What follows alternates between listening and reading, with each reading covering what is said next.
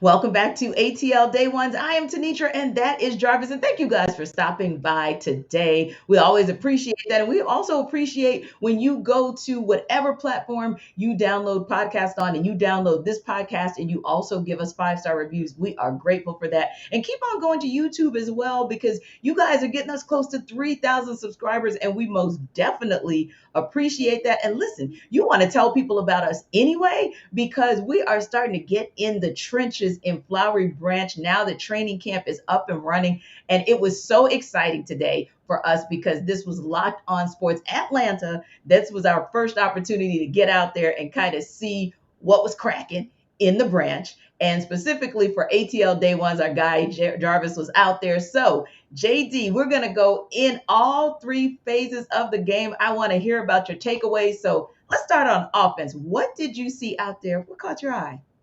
You know what? The first guy that really caught my eye was Desmond Ritter, right? Like a lot of Ah, people know we've had so many so conversations about right, Marcus Mariota and Desmond Ritter. Who's going to be the starter? Is right, Marcus Mariota the starter? Desmond Ritter wants to be the starter. Now he understands he's going to be an NFL quarterback, and there's a lot more to it than just talking about being a starting quarterback.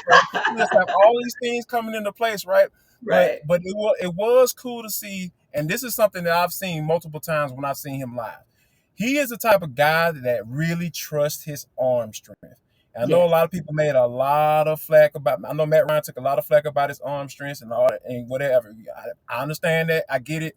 Julio Jones may have had an issue with it. That's a whole nother conversation for another day. But I Mhm. think that is something that he's always put on display, and Yes. especially and specifically today when he was out there at practice, like he squeezed the ball that was in a super tight window. And like as soon as Mhm. the wide receiver caught the ball, you Yes. just saw the defender just come flying right past, and it was like, oh my god, like he really threw that chick in there, so to speak. Well, I almost said a word I wasn't supposed to say, but so I had to catch myself. But I think that Yes. that was the thing that just really stood out to me because like every time I've watched him live, he's done that, and I Yes. think that was a really coul thing to see.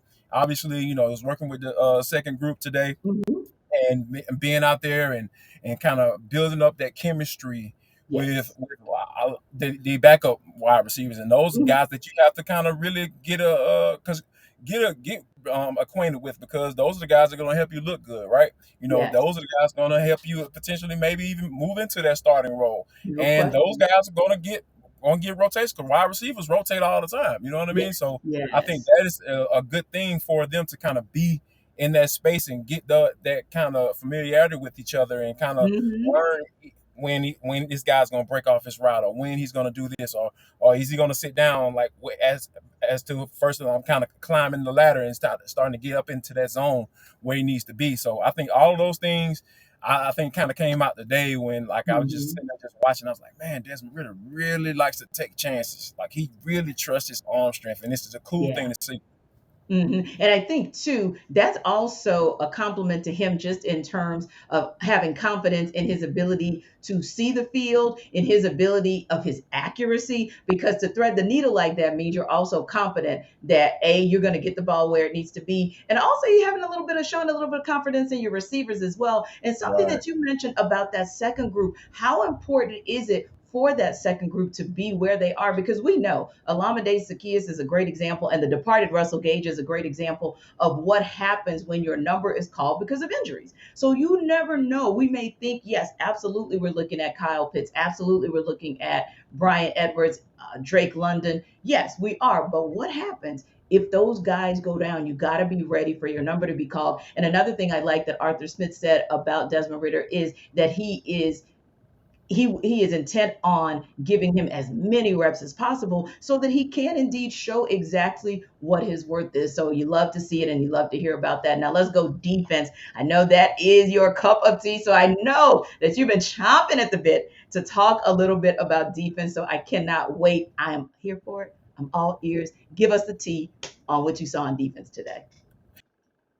defensively, I think one of the things that stood out to me was like the secondary guys, right? The Mm, secondary really stood out because I almost was disappointed.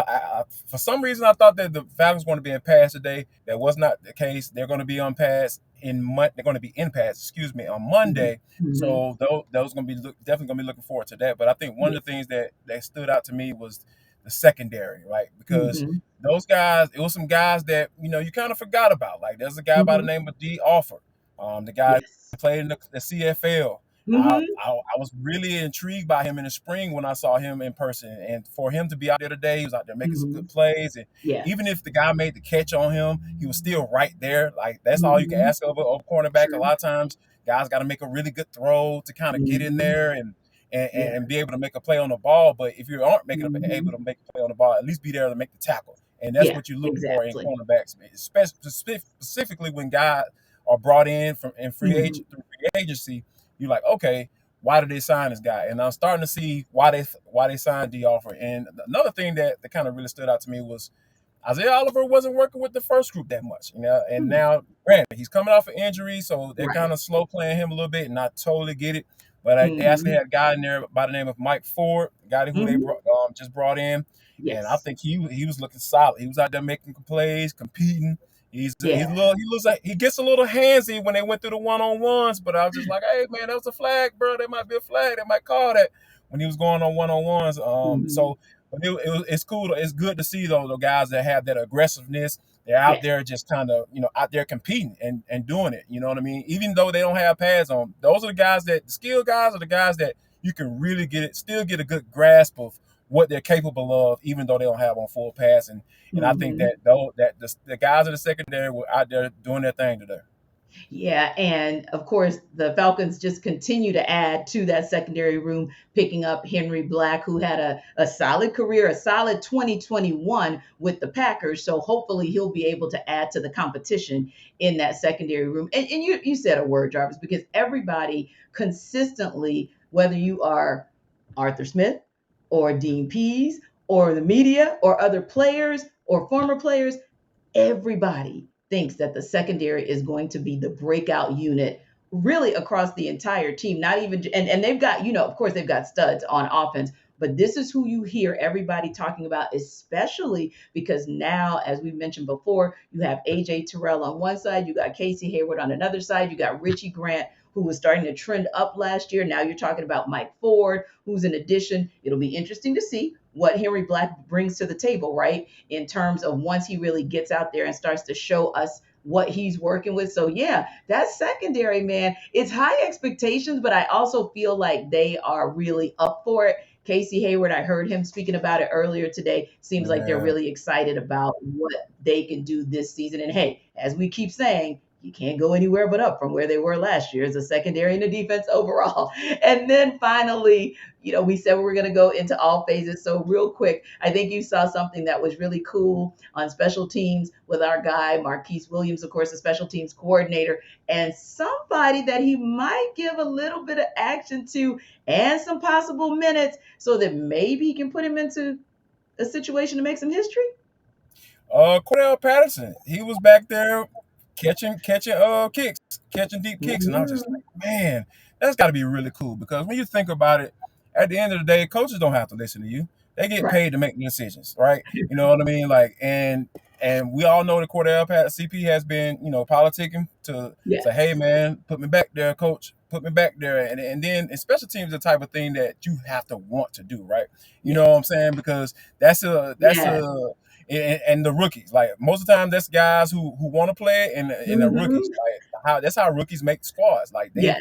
make a team go on a special team. Avery Williams is a Mhm. prime example. Like more than likely, he wasn't gonna make a team as just a cornerback, but he was Right. able to make the squad last year, be the Hmm. main kick returner. So I think you hate to take away some of those reps from him, but if you got a guy like a veteran like Cordell Patterson saying, "Hey man, put me in there. I want to do this thing.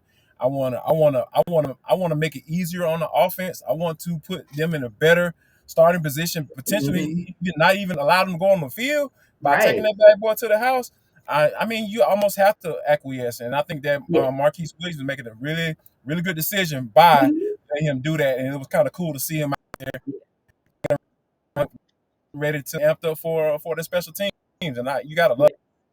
Oh yeah, yeah. And it's like rewarding a guy who really, really put this offense on his back last year, whether he was catching out of the That's an backfield or whether understatement, he T. was running through those defenses. So I'm like, to me, this is like saying to him, thank you, CP. We appreciate all you did to drag us through 2021. So, And and when we come back, we're going to talk about something that Jarvis appreciates, you guys. I'm telling you, when I sent this information to Jarvis, I saw the biggest smile maybe that I've ever seen from him. So we'll tell you exactly, he'll tell you exactly what we're talking about when we come back in For the Culture right here on ATL Day Ones.